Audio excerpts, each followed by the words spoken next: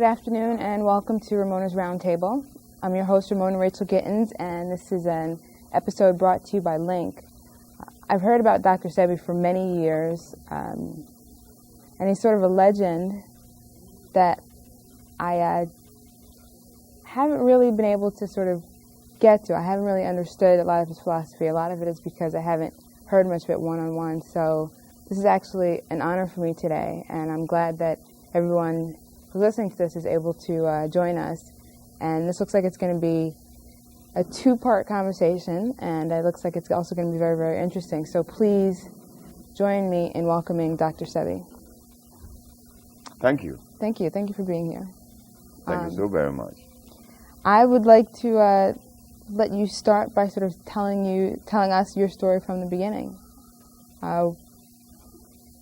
I'm interested sort of in where you are now because I've heard a lot about you over the years, but sort of starting from the beginning, and if you could just maybe before you do that, for people who don't know, you give an introduction and sort of an overview.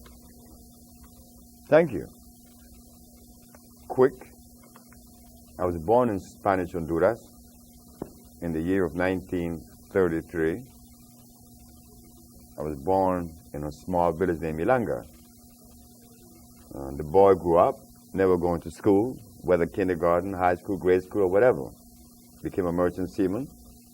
But by the time he became a merchant seaman, he was very deadly ill. He had diabetes. He had asthma from birth. He was impotent at 28.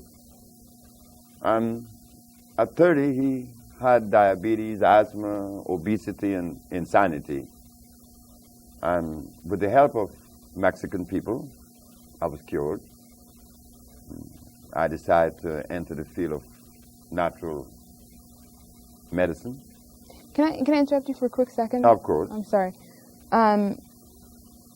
When you started off, you were referring to yourself in the third person, and you switched to the first person. Do you see who you were earlier in your life as sort of a different person, as though you've sort of become yourself in the second half of your life? I was always a different person. I disagree with everything. I disagree with everything. Everything I heard, I disagreed with. Right. And I was 14 years of age when I said I was going to work. I was working since I was 11 because my grandmother raised me. And she was my responsibility to take care of paying the rent, buying her clothes, buying her food. So, but I was tall and I was very, I suppose, sensible. So I just grew up, and at 14, I made a statement that I was going to do something to help humanity. But when I made that statement, I also knew that I was going to come up against the established or prevailing philosophy of life. That I knew at 14 years of age. But I didn't know that one day that I would become the person that I'm known for today as being the healer. I didn't know that. But even before I became the healer, I didn't have a girlfriend until I was 21 because I disagreed with what I saw. And even now, my interrelationship with women, I don't believe that there is a woman that could rightfully say that they love me because of the way that I live and the way that I see things. And I'm not really upset or bothered by that. But I live different. I see different. I feel different. And I don't like to share that with most people because it is so far away. You don't want to disturb anyone. But even the healing that I bring to the world, look at that. When my very first patient, I was a steam engineer working for the county of Los Angeles. And this blind man had heard that I was experimenting with these plants. And his neighbor said, well, why don't you take it? And he took the plants, and in 2 days he was seeing. And he was blind for 11 years. That shook me, because I couldn't explain to the world the mechanics behind this blind man seeing. What were your thoughts when you formulated the compound? Right. The way that the compounds came into existence, being a steam engineer, I knew that the pH value, the pH factor, had a lot to do with healing.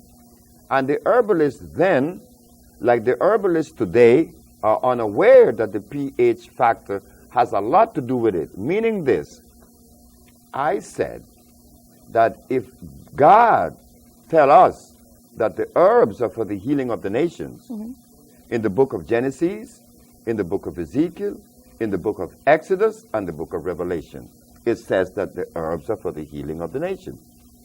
Then as I go further into the history of medicine, this is what I found, that the great Hippocrates used herbs to cure disease, and that he cured every disease known to man.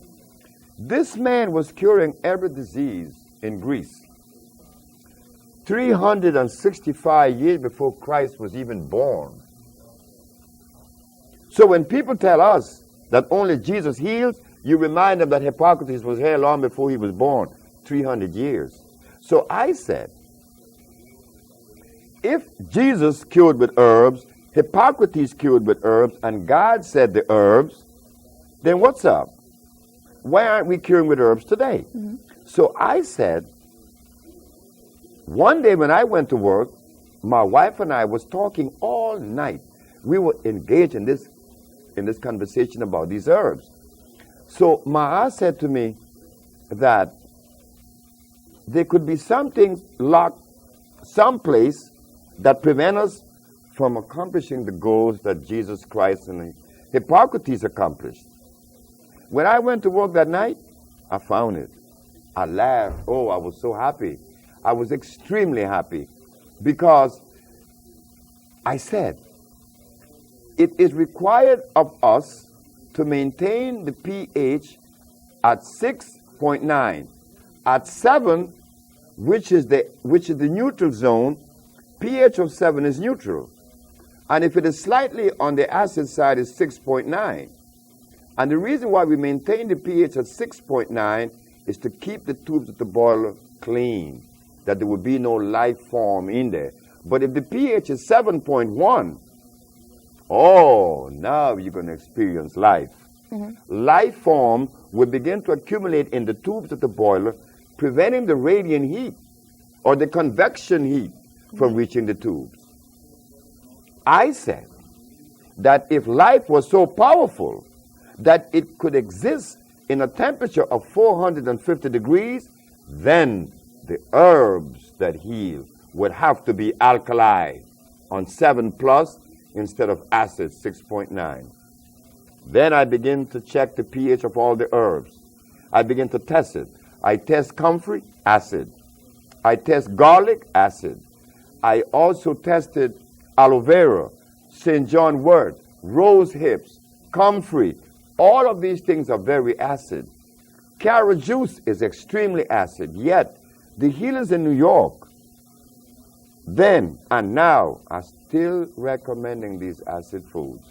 So I said, well, let me investigate further to see which are the alkali herbs. And I begin to see that burdock, yellow dock, also the elderberry, these are alkali plants. Also the Virginia snake root, that's alkali. One has to know the herbs that are alkali opposed to the herbs that are acid. This today is not really considered, nor do they follow that particular, road or understanding, because the herbalists of today are recommending peppermint. Peppermint is very acid. Peppermint freezes the brain. Some even recommend peppermint oil. Peppermint oil is extremely caustic.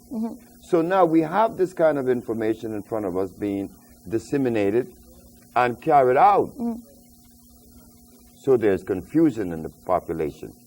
But the one thing that my supporters or the people that helped me, that counseled me, they said to me, Sebi, the one thing that you have in your favor is that you have cure and you are curing the diseases that others are not curing. So that is the barometer that tells us that the acid herb that they're using prevent them from reaching the goal that they're pursuing. It was my steam engineering experience that helped me in herbology. to understand the herb that God made. Yes, it has to be made by God. If we eat something that God didn't make, we are running the risk of disease. Then we're going to be angry. Like I were at only 30 years of age, I was extremely angry. So I didn't know that I would. My mother wanted me to be a preacher, and I didn't want to go into the church. I said, who, me be a preacher? No, I'm not going to be a preacher. And look what I'm doing now. Look what I'm doing. My mother, I called her on my birthday 2 days ago, and she was laughing. She was laughing. She said, you see, what I wanted you to do, what I see you doing, you're doing it. Only because people are being healed. That is the work of a shepherd. So if we were to sort of go back and trace everything, as a young man, you had a sense that you would heal people. You didn't know quite how you would do it. You went through to become a young man in your early 20s, and you were still unhealthy yourself, but you started to look into herbs. No, I didn't look into herbs in my 20s. I didn't know anything about herbs in my 20s. No. I made a statement at 14 that I was going to do something to help humanity. But I didn't know it was going to turn out to be these herbs.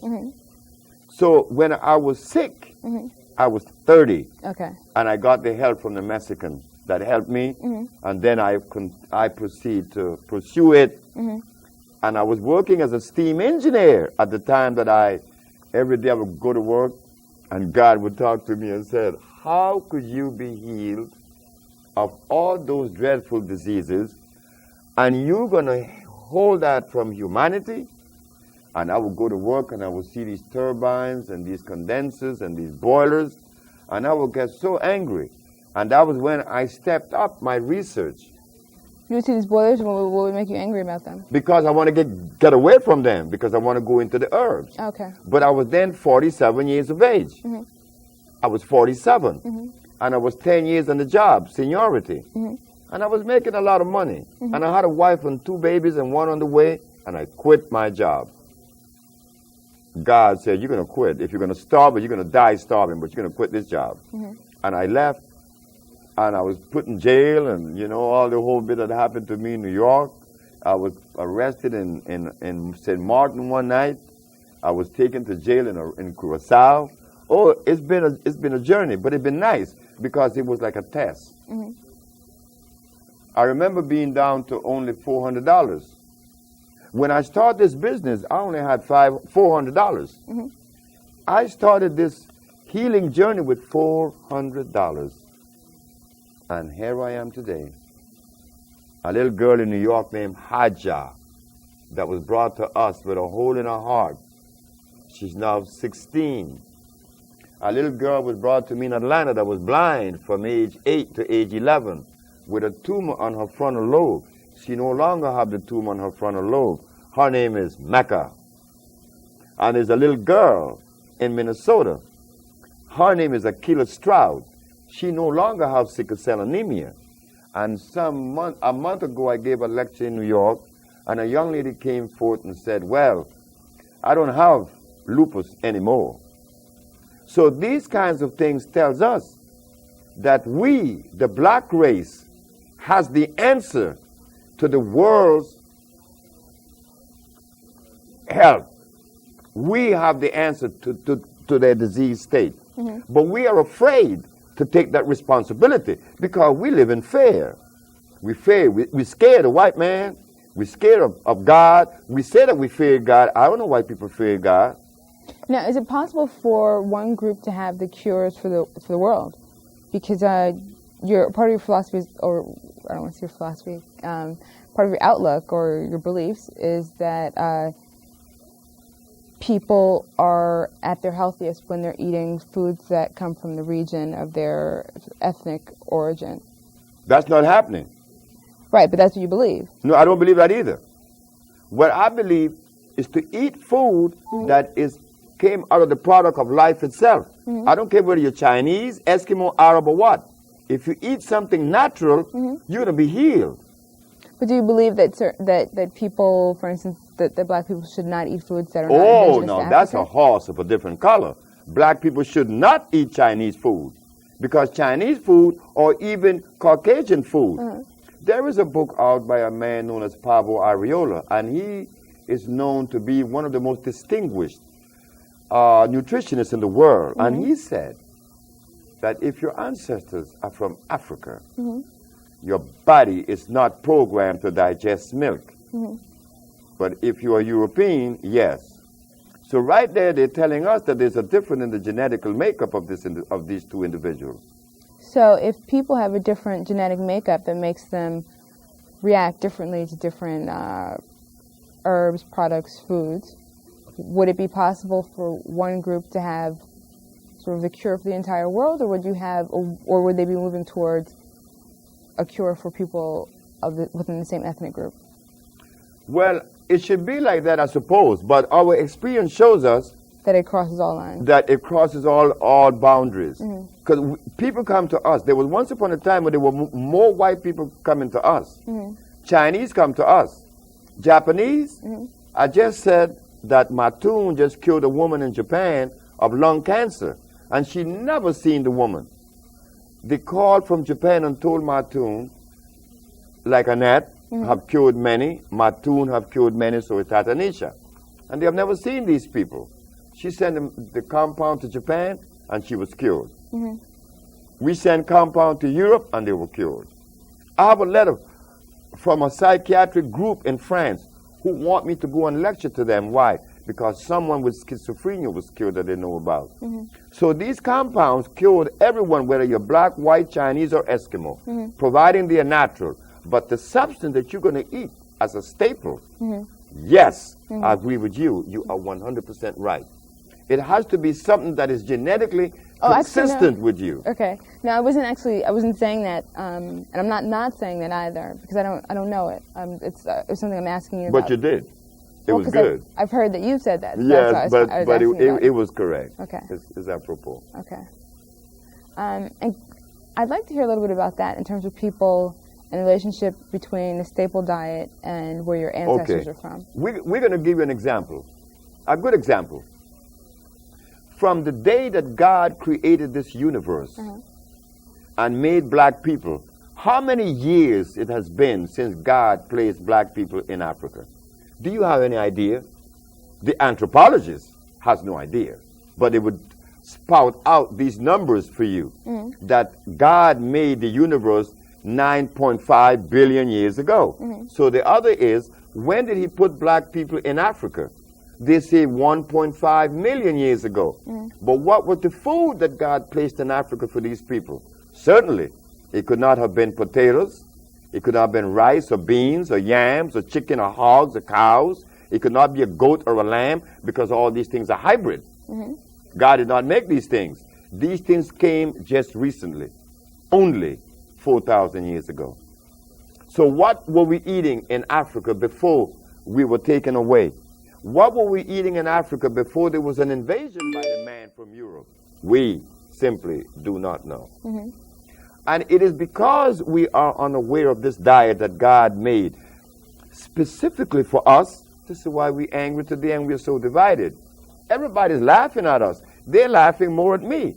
On the airplane, the pilots came to see me a few weeks ago when I was in the plane before 911, and they were looking at the brochure that I had that says that AIDS has been cured, and herbalists cure AIDS, and the Supreme Court of New York cannot deny, can't disagree.